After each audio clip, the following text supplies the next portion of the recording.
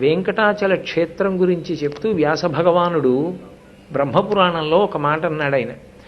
ఆయన అన్నాడు, స్వామి పుష్కరిణీ స్నానం, శ్రీనివాసస్య దర్శనం, సహస్రనామ పఠనం. ఈ మూడు ఒక్కరోజు చెయ్యడం అంత తేలికైన విషయం కాదు. అది విశేషమైనటువంటి తపస్సు. అనగా పూర్వపుణ్యము కొంత జీవుని యొక్క ఖాతాలో ఉన్నవారు తప్ప దాన్ని సాధించుకోలేరు. అది అంత తేలికైన విషయం కాదు అని. ఈ మూడు ఒక్క రోజులో పూర్తవ్వాలి. ఏది? స్వామి పుష్కరిణి స్నానం, స్వామి పుష్కరిణిలో స్నానం చెయ్యడం, శ్రీనివాసస్య దర్శనం, వెంకటేశ్వర స్వామి వారి యొక్క దర్శనం. వెంకటేశ్వర స్వామి వారి దర్శనం అన్నప్పుడు ముందు ఆదివరాహమూర్తి దర్శనం చేసిన వెంకటేశ్వర దర్శనం, వెంకటేశ్వర దర్శనం, తదనంతరం సహస్రనామ పఠనం, విష్ణు సహస్రనామ స్తోత్రాన్ని పఠించడం.